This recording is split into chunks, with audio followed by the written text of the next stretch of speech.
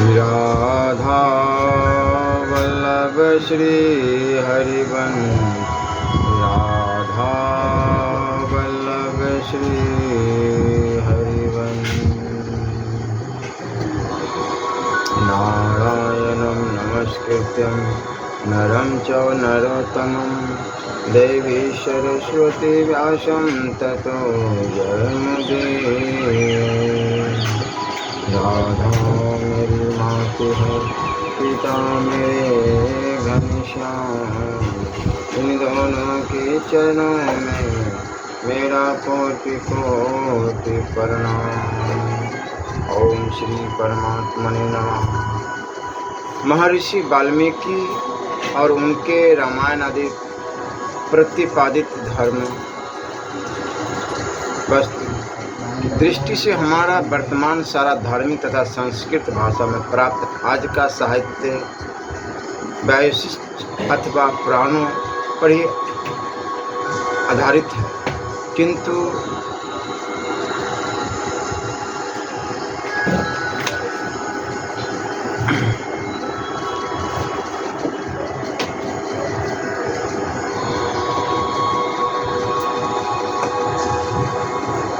पुराण रामायण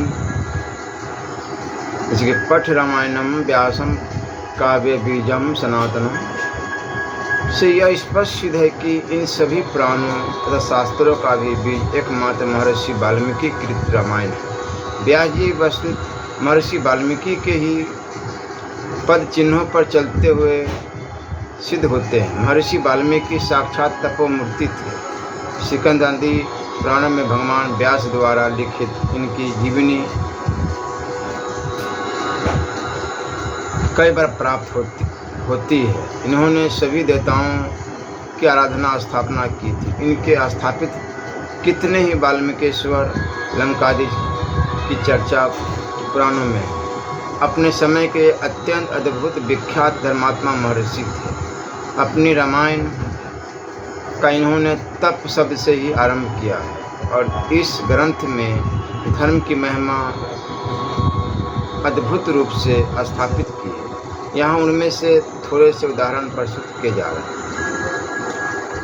वाल्मीकि रामायण में धर्म का स्थान धर्म विग्रह श्री राम। वाल्मीकि के राम साक्षात धर्म के स्वरूप या मूर्त रूप है। महर्षि वाल्मीकि विग्रहवान ऐशां विग्रहवानहं धर्मः रामो विग्रहवान धर्मः आदि वचन बार बार लिखते हैं। मारीच आदि विरोधी राक्षस भी उन्हें सर्वोत्तम धर्मात्मा कहते हैं। राम को इंगित करता हुआ शुक राक्षस रावण से इस प्रकार उनका परिचय देता है। यस्मिन् न चलते धर्म यो धर्म नात्यो वर्वते यो ब्रह्मामस्तं वेदास्तहं वेद वेदविदाः वरः। अर्थात जिनसे धर्म कभी अलग नहीं होता और जो धर्म का कभी परित्याग नहीं करते, जो वेदों के साथ धनुर्वेद के भी पूर्ण मर्मज्ञ है, वो इस बांकुओं के अतिर्थी यही राम है। भगवान राम से भगवती सीता भी कहती है, अर्थात आप परम धर्मात्मा सत्यवादी और पिता की आज्ञा का पालन करने वाले हैं। आप में धर्म सत्य तथा समस्त सद्गुणों की प्रतिष्ठा है। इसी प्रकार जब मेघनाद किसी प्रकार भी नहीं मरता, तब लक्ष्मण जी कहते हैं कि यदि राम की वस्तुतः सबसे बड़े धर्मात्मा तथा योद्धा हो तो यह बाण मेघनाद को मार डालो। और तब वह बाण उसे मार डालता है। इसी तरह हनुमान जी भगवान श्री राम का परिचय देते हुए परम्बा भगवती सीता से कहते हैं। वाल्मीकि के ही आधार पर बनाए हुए अपनी प्रसिद्ध काव्य में कविवर भट्टी लिखते हैं कि सीता वियोगादि में भगवान राम विपिक्ष हो गए थे, तथापि उनकी संध्यादि तथा नित्य नैमित्तिक धार्मिक क्रियाओं में तिल मात्र भी ढील नहीं पड़ी थी।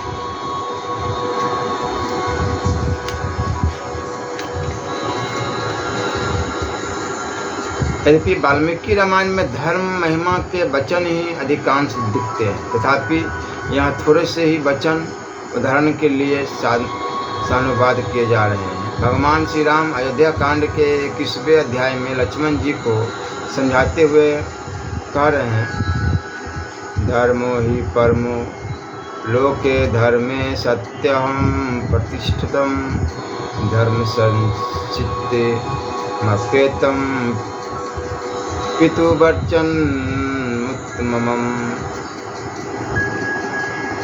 अर्थात संसार में धर्म ही सबसे श्रेष्ठ है, सत्य की भी धर्म में ही प्रतिष्ठा है। मेरे पिता का यह वचन भी धर्म के आश्रित होने से अच्युतम है। वीर लक्ष्मण धर्मात्मा पुरुष को माता पिता अथवा ब्राह्मण के वचनों के पालन करने की प्रतिज्ञा करके पुनः उसे प्रमाद से छोड़ देना, मिथ्या करना कदापि उचित नहीं है। अतः तुम भी धर्म कार्य से लो, कठोरता छोड़ दो और मेरे विचारों के अनुसार अपने विचार बनाओ। तात्पर्य है कि इसमें संशय नहीं कि धर्म से ही त्रिवर्ग अर्थ काम और सदाचार की सिद्धि होती है। जैसे साध्वी स्त्री से धर्म सुख और पुत्र की प्राप्ति होती है। बस एक तरफ जिसमें सब हो पर धर्म न हो, और एक तरफ जिसमें केवल धर्म हो और कुछ न हो, तो केवल धर्म का पक्ष ही ग्रहण कर उसी का अनुष्ठान करना चाहिए, क्योंकि अर्थपरायण प्राणी अकारण ही सबका दृश्य बन जाता और भोग परायण कामी की भी कोई प्रशंसा नहीं करता। इसी प्रकार भगवती सीता राम को स्मरण दिलाती हुई कहती है, अर्थात धर्म से ही धन मिलता है और धर्म से ही सुख मिलता है, अधिक क्या धर्म से सब कुछ मिल जाता है। अतः इस विश्व में धर्म ही सार सर्वस्व अग्रह वस्तु है। मनुष्य दूसरे के जिस कर्म की निंदा करे उसको स्वयं भी न करे। जो दूसरे की निंदा तो करता है किंतु स्वयं उसी निंद्र कर्म में लगा रहता है, वह उपहास का पात्र होता है। धर्म प्राण भगवान व्यासदेव और उनके पुराण प्रतिपादित धर्म देवगुरु बृहस्पति, दानवाचार्य शुक्र और विदेह राज के गुरु याज्ञवल्क्य आदि ने धर्म निर्णायक, धर्म प्रतिपादक, धर्म लक्षण निरूपक तथा धर्म स्तोत्रों में पुराणों को ही एक स्वर से सर्वप्रथम आदि स्थान प्रदान किया है। यथा इस तरह पुराणों में भी सभी धर्म परमात्मक निर्णय और उसके स्तोत्र सिद्ध है। तथापि भगवान वेद व्यास देव ने धर्म के नाम पर कई पुराणों की रचना की। इनमें धर्म पुराण, बृहद धर्म पुराण, शिव धर्म पुराण, विष्णु धर्म पुराण तथा विष्णु धर्मोत्तर पुराण प्रमुख है। इसके अतिरिक्त महाभारत के राजधर्म, आपद धर्म, मोक्ष धर्म, दान धर्म, अनुशासन पर्व, वैष्णव धर्म, नारायणी धर्म आदि एवं पुण्य अवान्तर पर्व भी विशाल धर्म सागर के ही समान है। साथ ही सिकंद, भविष्य एवं पद पुराण के अधिकांश खंडों में भी धर्म शास्त्रों का ही स्वरूप प्राप्त है। स्कंद पुराण के पहले 3 खंडों में अनेक मास महात्म्य के साथ तथा साथ तीर्थ, व्रत, पीपल, आमल की तुलसी, गौ आदि की महिमा अध्यय है। इसी प्रकार पद्म पुराण सृष्टि खंड के बाद का सारा प्रकरण धर्मशास्त्र का है। पृथ्वी को धारण करने वाले 7 तत्व गौ, ब्राह्मण, वेद, सती, सत्यवादी, निर्लोभी और दानशील, इन 7 ने पृथ्वी को धारण कर रखा है। गौ गाय का आध्यात्मिक रूप तो पृथ्वी है ही, प्रत्यक्ष रूप में भी उसने पृथ्वी को धारण कर रखा है। समस्त मानव जाति को किसी न किसी प्रकार से गौ के द्वारा जीवन तथा पोषण प्राप्त होता है। प्राचीन काल के युगों में घृत की प्रधानता थी। अब भी देव प्रत्यय आदि समस्त कार्य घृत से ही सुसंपन्न होते हैं। दुर्भाग्य है कि आज गौ घृत के बदले नकली घी हमारे घरों में आ गया है। गाय का दूध, दही, घी, गोबर और गोमूत्र देती है।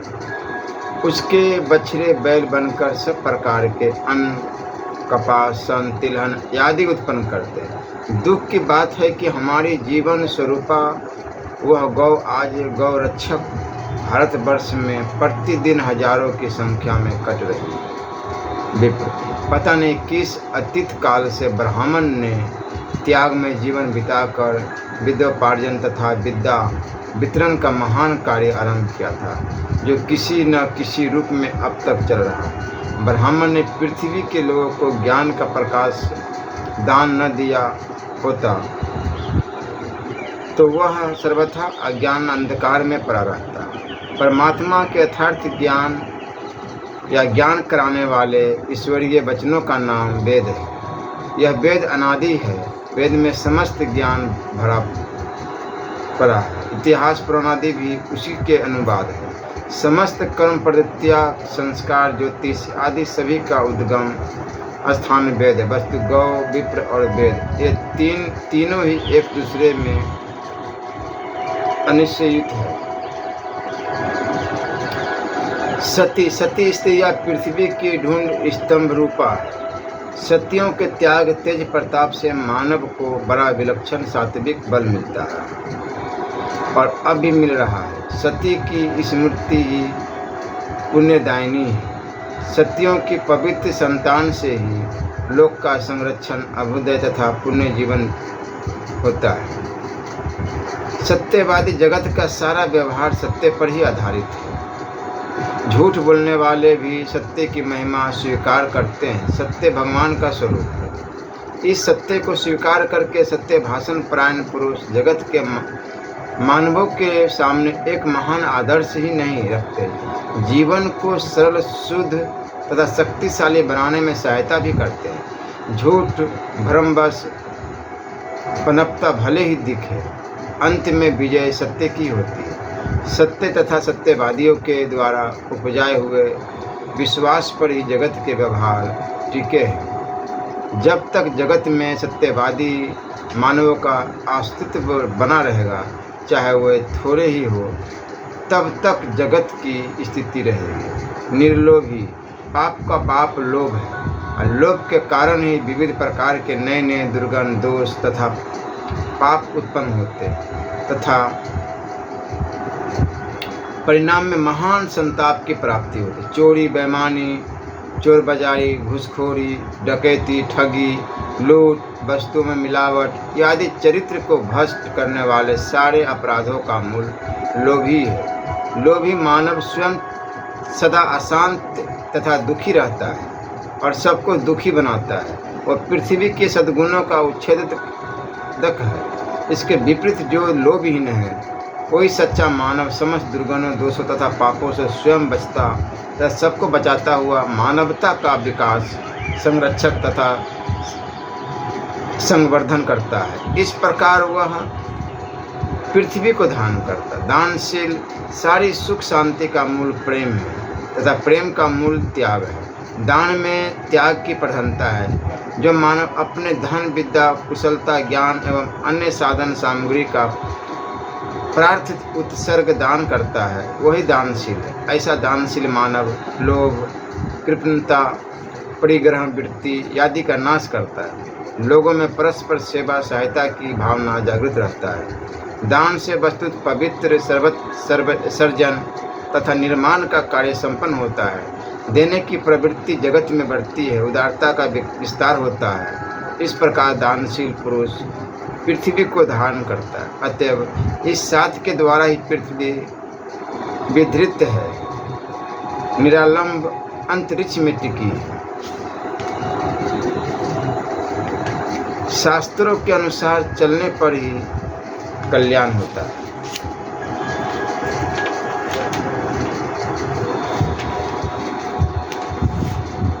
राधे।